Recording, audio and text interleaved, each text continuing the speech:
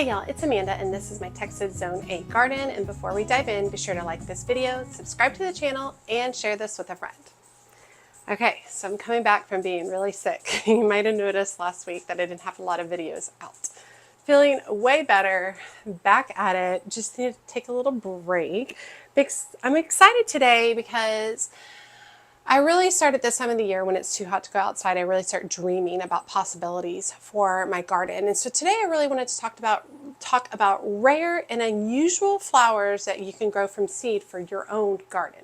And I'm talking about flowers that will stop people in their tracks when they're looking at your garden. You can grow them from seed as well. We don't have to buy the expensive nursery plants at the garden center. It's an opportunity to really add some unique, unusual things to your garden for pennies on the dollar.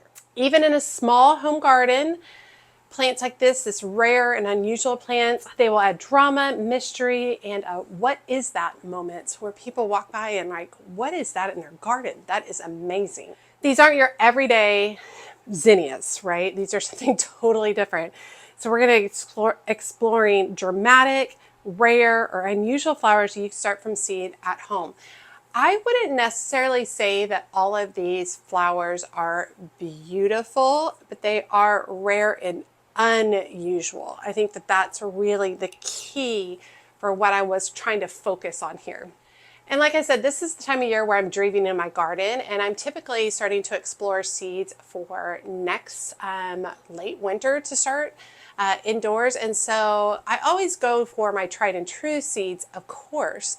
But you know, lately I've really been drawn to some more unique and unusual things. So I thought this might be fun to explore. So what's the appeal of unusual blooms? Curiosity, definitely, and a collector's mindset, the thrill of growing something that nobody else on the block has.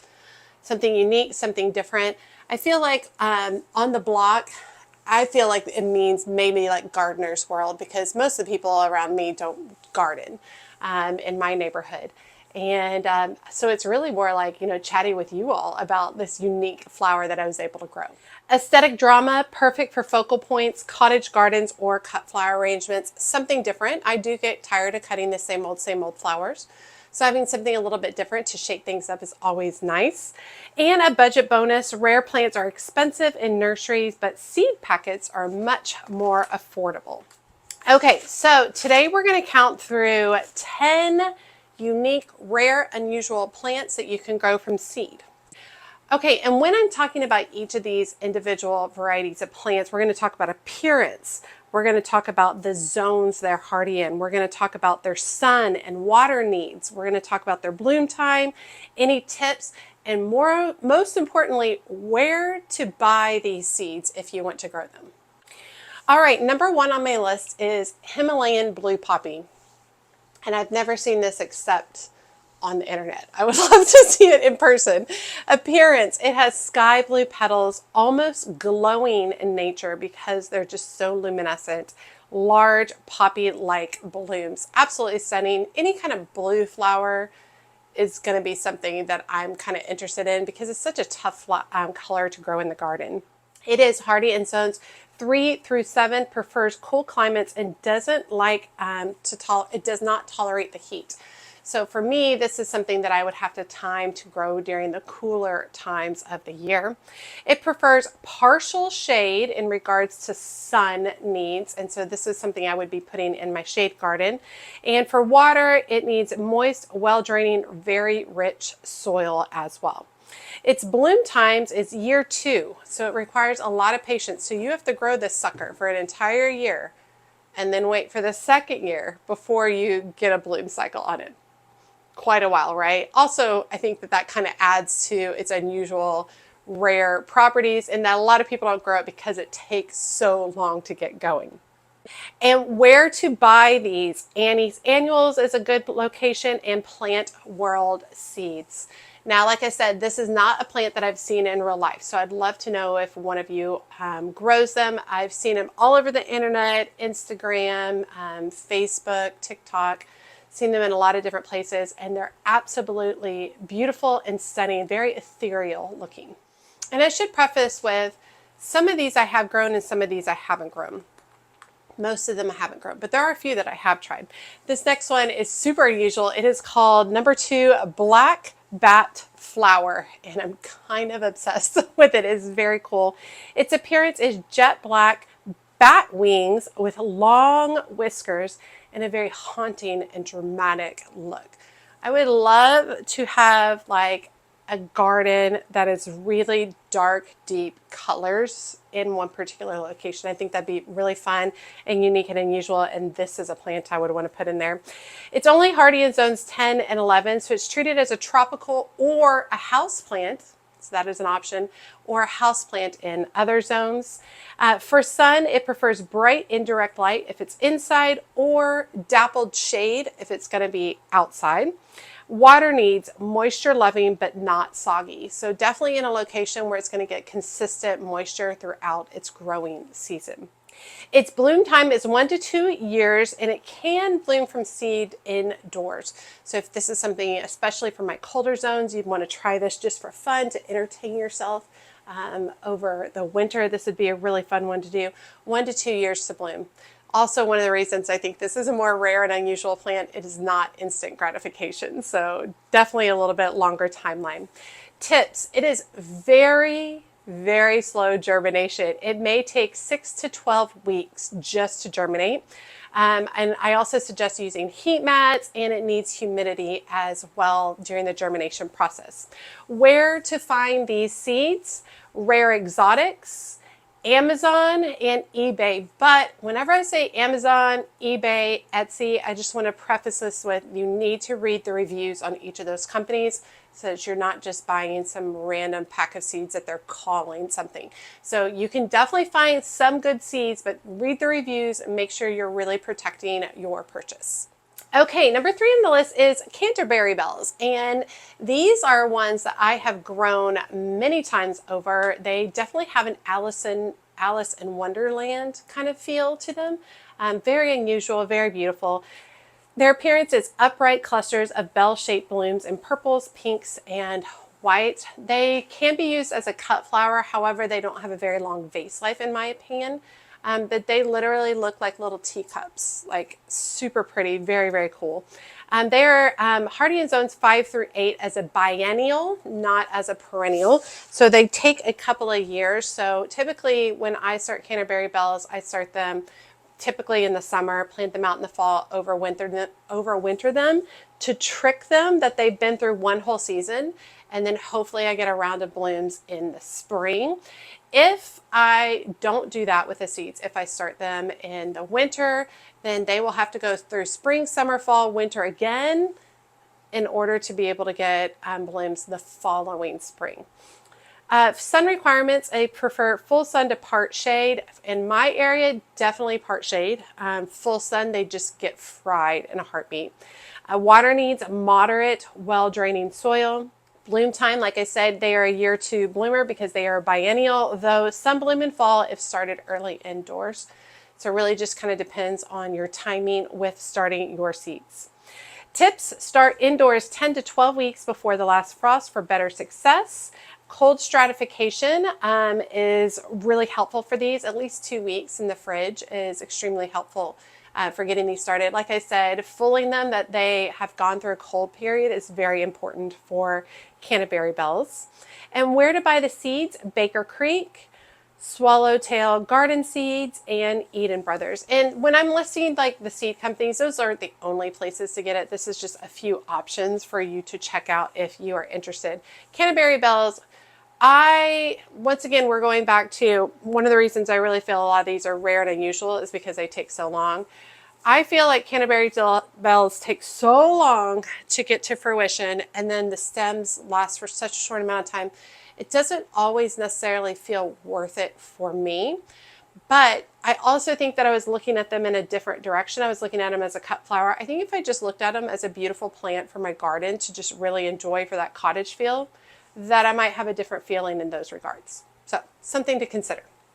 Okay, number 4 on my list is Chocolate Cosmos, and I have grown this plant before. I've attempted to grow from seed and not had a lot of luck, but I'm kind of obsessed with chocolate cosmos. They are wonderful. Their appearance is a velvety maroon petals with a rich cocoa scent. They smell like chocolate. They are so cool. They're great as a cut flower. And I know they're called chocolate cosmos, and they tend to look, people think they look a little more brown. They are a little more maroon in my opinion. They are hardy in zones 8 through 11, which would make them hardy in my zone. However, they rarely come back for me. So kind of just is what it is on that. They prefer full sun, and I definitely agree with that. For water, they are low to moderate water needs. Bloom time, it takes 12 to 16 weeks to start blooming from seed. I haven't grown that, haven't been able to get them to grow from fruition from seed. However, the seeds that I was using were seeds that I harvested myself from my own plants. So I did not track those seeds down from a particular company or something like that. So I'd like to try again growing them from a company as opposed to collecting myself. I'm hoping that that will give me a better germination rate, or any germination rate would be great. Tits rarely grows true from seed. So that's something that's really important. So they get cross-pollinated, so they're rarely going to grow true from chocolate cosmos. However, you can grow them from tubers, especially for the fragrance. So you can order tubers from different companies, which I think is still a fair start as opposed to buying a full-grown plant. Seed-grown varieties may lack the scent, the chocolate scent. They might have the look, but they might not smell that cocoa scent that is so cool about this plant. Okay, where to buy seeds and tubers, Select Seeds and Etsy. And once again, prefacing with the Etsy, make sure that you are reviewing each of the companies and making sure that your money is being spent wisely through those companies. Okay, number 5 on my list is Fire Lily or Gloriosa Lily. And I started utilizing these when I was a florist. I utilized these in some bouquets and some arrangements, and they're very unusual and very cool. The appearance is a bright red-orange petals with dramatic curling leaves, and curling dramatic leaves is everything. They're just so light and whimsical and airy. Very cool. Hardy in zones 9 through 11. They are considered like a tuberous vine kind of situation. Their sun needs are full sun, and for water they need regular water while growing and dry when they're going dormant, when the tubers are going dormant. You want to keep it dry so that those tubers do not rot. Bloom time is late summer in year 1 or 2. So once again, you're seeing a little bit more, once again, that a lot of these rare and unusual plants take a lot longer to come to fruition and bloom. So 1 to 2 years before you will see blooms. Tips, they are poisonous. So very important for you to wear gloves when you are dealing with them.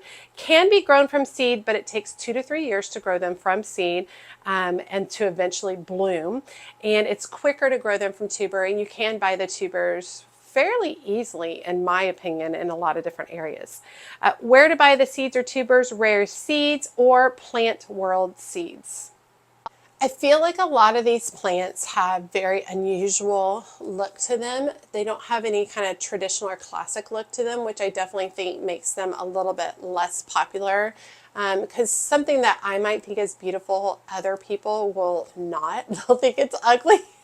So but I think it's fun to explore these options and what the possibilities are for these, because even out of this list of 10, you might think 9 out of the 10 are ugly, but that one that we chatted about might really spark some inspiration for your next growing season.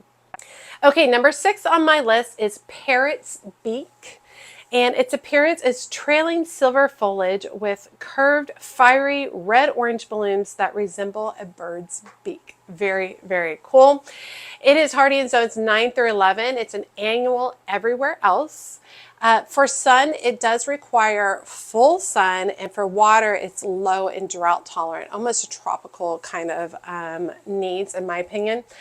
Bloom time is approximately 10 to 12 weeks after germination, which I actually thought was really quick, so that's kind of interesting. Tips, don't overwater. It will rot if you overwater it. It will be very unhappy if you overwater it. It's excellent in hanging baskets, which makes sense because hanging baskets. You water them and it drains out. The water doesn't sit in the basket. And germination can be tricky with this particular seed. So scarifying or scarifying the seed, and that means to rub it across like sandpaper or use some nail clippers or something to clip the tip of the seed to open up the coating of the seed, is extremely helpful for this particular seed. Where to buy these seeds? You can buy them at Chiltern Seeds or on Etsy. Once again, on the Etsy, make sure you're reviewing each of those companies. I'm definitely been starting to compile some of my list of seeds that I'm interested in growing over the winter and in early spring. I've also been looking at tubers, bulbs and such. I'm about to order some ranunculus corms because I do want to replenish my ranunculus supply. This is actually my ranunculus right here. They are dormant and dried out for the winter. The bag is open. The bag is not closed, just so y'all know, because so we don't end up getting any kind of moisture stuck in there. But I am getting ready to order a lot of that stuff, or at least planning out when to order that stuff. I don't like to leave it to the end of the year where it coincides with Christmas because that time of the year is already expensive, just because of the time of the year, gifts, celebrations, eating out, time with family. And so I don't like to hold off all of my seed buying and such there. I like to spread it all out instead of doing everything at once. Okay, number 7 on my list I have grown. This one is Passionflower, and I'm obsessed with it. I think it is absolutely beautiful. I just need to figure out how to overwinter it here. Appearance, it is a wild, intricate blooms with filaments and dramatic centers and structures, different combination of colors. I love any varieties that are the purples and greens. I think are really, really beautiful and different. It's hardy in zones 6 through 10, depending on the species. And I've really struggled to find a particular species to grow in my area that will overwinter. I could absolutely grow it as an annual, but it is a pricey, more expensive plant. So growing it as an annual isn't something I love to do. I'd rather it last multiple years or grow it from seed. So sun needs, it needs full sun. For water, it has moderate needs for water. Bloom time, year 1 is started early indoors. You can get blooms its very first year if you're starting it from seed. For me, I would probably start it in December or January to get an early jump on it. Tips for this plant, scarify or scarify and soak the seeds. Once again, that is breaking the outside coating of the seed, soaking it in water so that water gets all the way into the center of that seed so that the sprout can begin to grow and break open the seed coating. Use a heat mat for quicker germination and watch for suckering in the ground as this can spread. So pay attention with what you're doing with this one. Where to buy the seeds? Baker Creek, Trade Winds Fruits, or once again, Etsy. And every time I say Etsy, I'm going to say review the store that you're buying from. Okay, number 8 on my list, I feel is super unusual. Some of y'all will think it's probably just normal, but that is black velvet petunias, which I'm obsessed with, and I really want to grow some this next year. I've seen them start to pop up in nurseries, and I think we're going to start seeing them more often. Appearance, true deep black velvety petals with a compact growth. And I mean, it is a black flower. Absolutely luscious, gorgeous. I swear you look into that flower in the center of it and there's no end. It just keeps going. Absolutely beautiful. Zones. It is an annual in all zones. So just keeping it simple. Sun. It requires full sun. If you're in North Texas area, it can probably take some dappled afternoon shade. Water. It has moderate water needs. Bloom time, 8 to 10 weeks from seed. So this is one of those quicker ones, which is great. I would love to just grow some beautiful pots of petunias that are all black. I think it would be really, really beautiful and fun to kind of mess around with. Tips, deadhead often for repeat blooms, and that is just a petunia thing unless you're growing a super petunia. Super petunias, I don't really feel like they need deadheading as much, but if you're growing a standard petunia, I do feel like deadheading keeps them going. I will say for the North Texas, for me, petunias wrap up around June, and then they're gone for the summer, and then you can replant some in September if you want. This is a hybrid. Some seeds may not breed true. So you need to be aware of that as you're starting these seeds. For me, I probably wouldn't buy one packet, I'd probably buy a couple of packets and sow a couple of trays so that I can weed out the ones that are not true to color.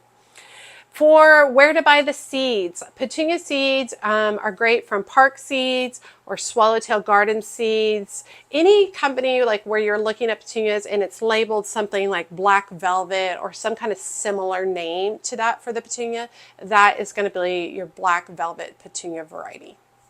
Okay, number 9 on my list, I've also grown as well and currently have it in the garden. It is balloon flower. And I don't think people really necessarily think this is a very unusual flower, but it is very cool because it has a couple of different looks to its actual blooms. Its appearance is the buds puff like balloons. They puff up like a balloon right before they're going to bloom, and then all of a sudden they pop open. And when they pop open, they are in a star-shaped flowers in blues and pinks and whites. When I say blues, I mean purples. But a very beautiful, unique look to these little, like just beautiful little balloons of petals. Absolutely beautiful and gorgeous. It is hardy in zones 3 through 9, grown as a perennial. In my particular zone, they typically bloom for about 6 weeks, and then I cut them back and they die back to the ground. They require full sun to part shade. Mine grow in full excruciating sun and do really, really well. They have moderate water needs. Bloom time, year 1 from early sowing. So if you want to grow them from seeds, start them early, start them in, I'm talking up for my particular zone. For my particular zone, I would start them in January. I think it's a good time. Get them planted out at the end of March, beginning of April, and hopefully have some blooms later in the spring. Tips for balloon flowers: sow indoors 6 to 8 weeks before last frost, and that's just to give you a jump start on these so that you can hopefully get blooms the first year. They do need light to germinate, so you can see all my light.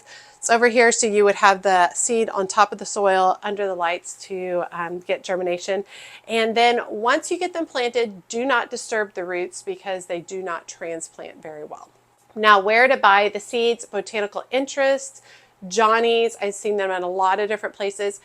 These are not super expensive in nurseries. However, if you can still save a few dollars growing them from seed, and you get the joy of growing that plant from the very beginning to fruition in your garden, I think it's worth it. Okay, last on my list is Angel's Trumpet, and this is one I've been wanting to grow. However, I've heard a lot of people say don't, that it can get a little wild. So I'll have to know let me know your thoughts on that.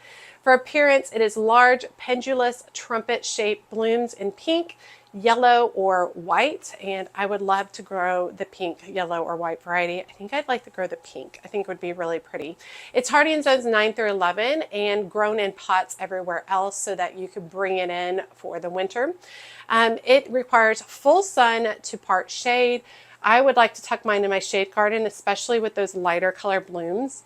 I think it would add a lot of vibrance and luminosity to my shade garden.